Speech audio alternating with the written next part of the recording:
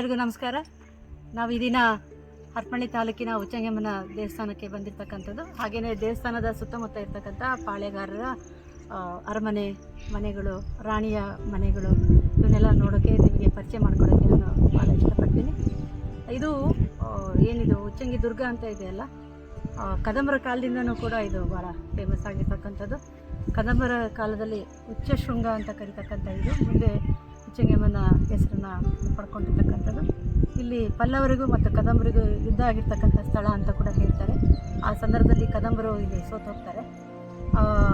ಕೃಷ್ಣವರ್ಮ ಅಂತೇಳಿ ಶಾಸನದಲ್ಲಿ ಅದರ ಹೆಸರು ಉಲ್ಲೇಖ ಇದೆ.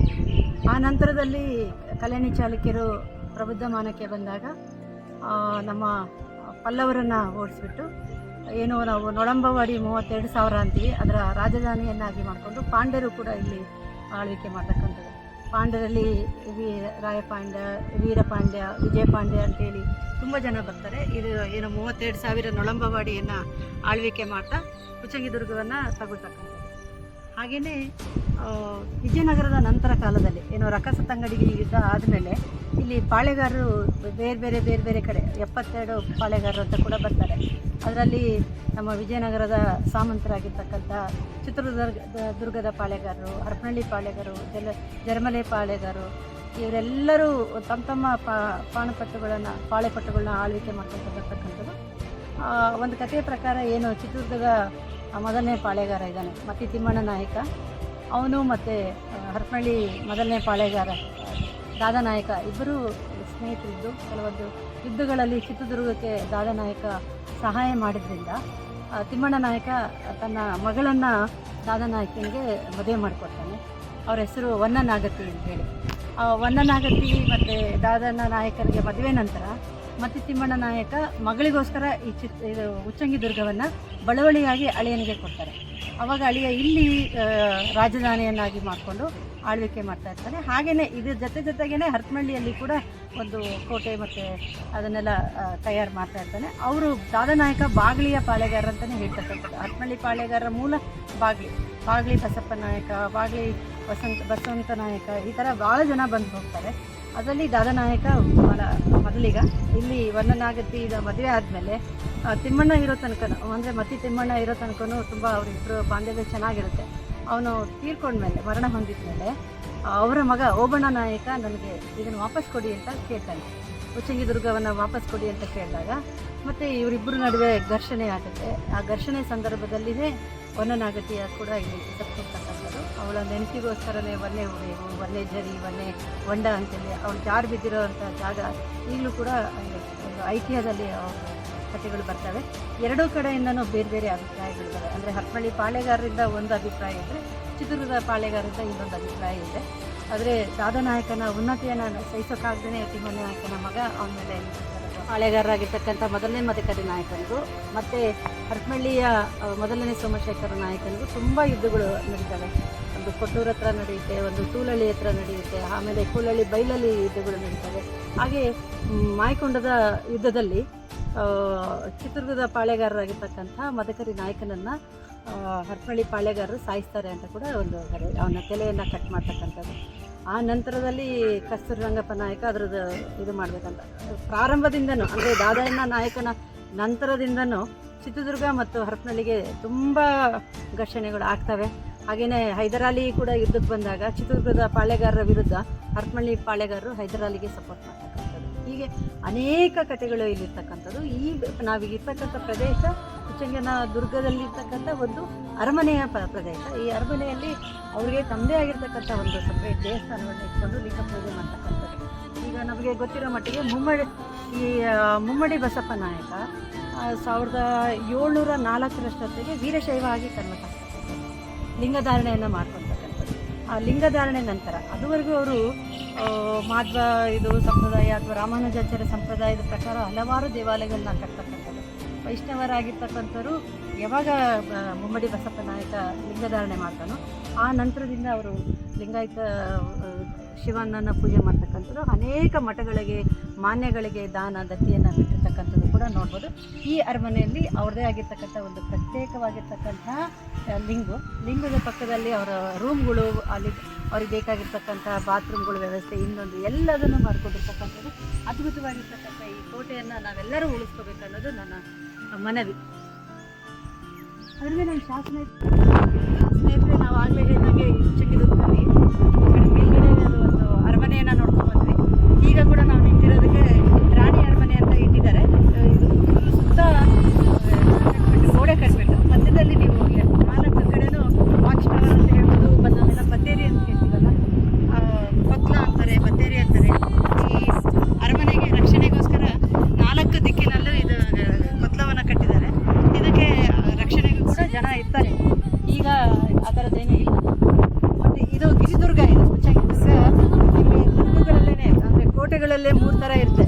ಒಂದು ಗಿರಿದುರ್ಗ, ಜಲದುರ್ಗ ಮತ್ತು ನೆಲದ ಮೇಲೇ ಕೋಟೆಗಳು ಕಟ್ಟೋದು. ಶತ್ರುಗಳಿಗೆ ತುಂಬ ಈಸಿ ಆಗುತ್ತೆ. ಆದರೆ ಈ ಗಿರಿದುರ್ಗ ಇದೆಲ್ಲ ಅದರಲ್ಲೂ ವಿಶೇಷವಾಗಿ ಉಚ್ಚಂಗಿ ದುರ್ಗವನ್ನು ಜಯಿಸೋದು ಅಷ್ಟು ಈಸಿ. ಶನಿವಾರ ಗಿರಿಯುವಂಥದ್ದು ಅಥವಾ ಗಿರಿದುರ್ಗವನ್ನು ಗೆಳೆಯುವಂಥದ್ದು ಭಾಳ ವಿಶೇಷ. ಹಾಗಾಗಿದೆ ಶನಿವಾರ ಸಿದ್ಧಿ ಮತ್ತು ಗಿರಿದುರ್ಗ ಮಲ್ಲ ಈ ರೀತಿಯ ಹೆಸರುಗಳನ್ನು ಇಟ್ಕೊಳ್ತಾರೆ.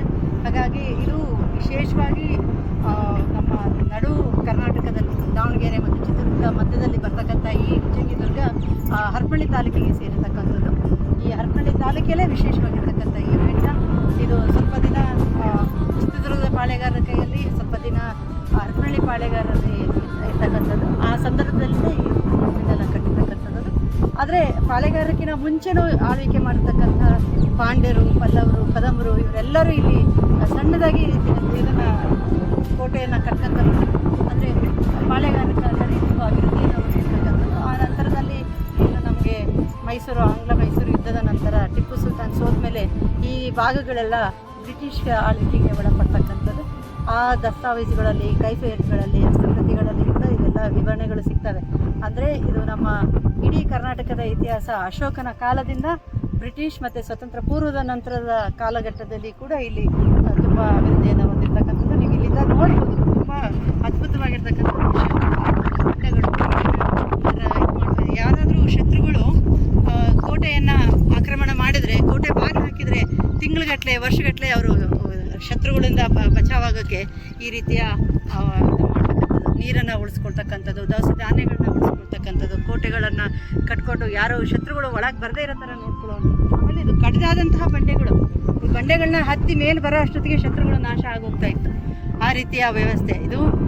ನೈಸರ್ಗಿಕವಾಗಿಯೇ ಇರ್ತಕ್ಕಂತಹ ಬೆಟ್ಟಗಳನ್ನು ಕಾಲದಿಂದಲೂ, ಇತಿಹಾಸ ಪೂರ್ವ ಕಾಲದಿಂದಲೂ ಕೂಡ ತಮಗಾಗಿ ಬಳಸ್ಕೊಂಡಿರ್ತಕ್ಕಂಥ ಮನುಷ್ಯ ತುಂಬ ಅದ್ಭುತವಾಗಿರ್ತಕ್ಕಂಥದ್ದು. ಇದನ್ನು ಮತ್ತೆ ಮತ್ತೆ ಬಂದು ನೋಡಬೇಕಾಗಿರ್ತಕ್ಕಂಥ ಅಗತ್ಯ ಇದೆ. ಮತ್ತು ಇದು ಸಂರಕ್ಷಣೆಯನ್ನು ಮಾಡಬೇಕು.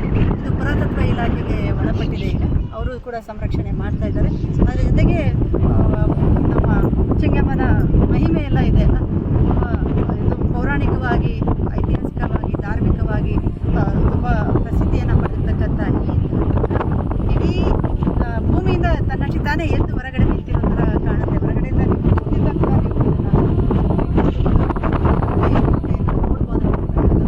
ಇಲ್ಲಿ ಆಗಲೇ ಹೇಳಿದಂಗೆ ದಾದಾ ನಾಯಕನ ಹೆಂಡತಿ ಇಲ್ಲಿ ಕಾಲ್ಜಾರಿ ಆ ಹೊಂಡಕ್ಕೆ ದೇವಗೆ ಇಟ್ಟಿರ್ತಾನೆ. ಪ್ರೀತಿಯ ಪತ್ನಿ ಅಂತ ಹೇಳ್ತಾರೆ. ಅವಳು ಸಾವು ಆದಮೇಲೆ 3 ಜನ ರಾಣಿಯರನ್ನ ಮಾಡ್ಕೊಳ್ತಾನೆ. ಒಂದು ನಿರ್ಮಲೆ ರಾಣಿ, ಹಾಗೆ ಗುಡೇಕೋಟೆ ಮತ್ತು ತರೀಕೆರೆ ಮಕ್ಕಳನ್ನ ಮದುವೆ ಆಗ್ತಾನೆ. ಹಾಗಾಗಿ ದಾದಾ ನಾಯಕರಿಗೆ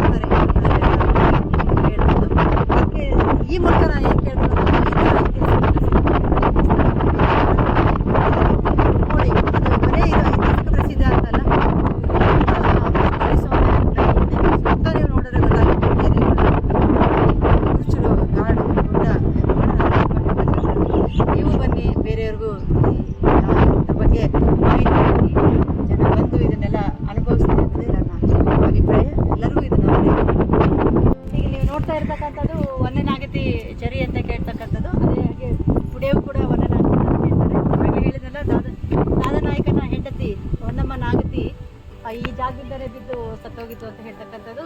ತಿಮ್ಮಣ್ಣ ನಾಯಕ ಚಿತ್ರದುರ್ಗದ ಪಾಳೆಗಾರ ಆಗಿರ್ತಕ್ಕಂಥ ಮತ್ತಿ ತಿಮ್ಮಣ್ಣ ನಾಯಕನ ಮಗಳು ಇಲ್ಲಿಂದ ಇದು ಮಾಡಿದಾಗ ಯುದ್ಧ ನಡೆಯುತ್ತಲ್ಲ, ತವ್ರ ಮನೆಗೂ ಮತ್ತು ಗಂಡನ ಮನೆಗೂ ಯುದ್ಧ ಆದಾಗ ಅವಳಿಗೆ ತುಂಬ ಯಾರು ಗೆದ್ರೂ ಪ್ರಾಣ ಸಂಕಟ. ಅವಳು ಇಲ್ಲಿ ಬೀಳಬೇಕಾದ್ರೆ ಹೇಳ್ತಾಳೆ, ಚಿತ್ರದುರ್ಗದ ಪಾಳೆಗಾರರಿಗೆ ಹೆಣ್ಣು ಹುಟ್ಟಬಾರ್ದು, ಹರಪನಹಳ್ಳಿ ಪಾಳೆಗಾರರಿಗೆ ಗಂಡು ಹುಟ್ಟಬಾರ್ದು ಅಂತ ಹೇಳ್ತಾಳೆ. ಆ ಥರ ಶಾಪ ಕೊಡ್ತಾಳೆ. ಯಾಕಂದರೆ ಇವ್ರಿಗೆ ಹೆಣ್ಣನ್ನು ತವ್ರ ಮನೆಯವ್ರಿಗೆ ಹೆಣ್ಮಕ್ಳನ್ನ ಸಾಕೋಕ್ಕೆ ಅಥವಾ ನೋಡ್ಕೊಳ್ಳೋಕೆ ಬರಲ್ಲ, ಗಂಡನ ಮನೆ ಮೇಲೇ ಇವ್ರಿಗೆ ಯುದ್ಧಕ್ಕೆ ಬರ್ತಾರೆ ಅಂತ. ಹಾಗೆಯೇ ಇಲ್ಲಿ ಇವರು ಹರಪನಹಳ್ಳಿ ಪಾಳೆಗಾರರಿಗೂ ಕೂಡ ತುಂಬ ಜನ ಮಕ್ಕಳು ಆಗೋದಿಲ್ಲ. ಆಮೇಲೆ 2-3 ದತ್ತು ತಗೊಳ್ತಕ್ಕಂಥ ಪದ್ಧತಿಯನ್ನು ಕೂಡ ಕಾಣ್ಬೋದು. ಅವಳ ಶಾಪದಿಂದ ಹಿಂಗಾಗಿದೆ ಅಂತ ಹೇಳ್ತಕ್ಕಂಥದ್ದು. ಇದು ಹೊನ್ನೆ ಹೊಂಡ ಅಂತಾರೆ. ಮಳೆಗಾಲದಲ್ಲಿ ಅಲ್ಲಿ ಜರಿ ಬರುತ್ತೆ, ನೀರು ಬೀಳ್ತಾ ಇರುತ್ತೆ, ಅವಾಗ ಹೊನ್ನೆ ಜರಿ ಅಂತ ಹೇಳ್ತಾರೆ. ಹಾಗೆಯೇ ಉಡೆಯು ಕೂಡ ಅವರು ಪ್ರೀತಿಗೋಸ್ಕರ, ಹೆಂಡತಿಯ ಪ್ರೀತಿಗೋಸ್ಕರ ದಾದನಾಯಕ ಇಲ್ಲಿ ಮಾಡ್ದ ಅಂತೇಳಿ ಇರ್ತಕ್ಕಂಥದ್ದು. ತುಂಬ ದಿನ ಅವನು ಗೊತ್ತಾಗುತ್ತೆ ಅವಳದ್ದು ಏನು ತಪ್ಪಿಲ್ಲ, ತಂದೆ ಮನೆ ಕೂಡ ಅವಳು ಸಪೋರ್ಟ್ ಮಾಡಲ್ಲ ಅಂಥೇಳಿ.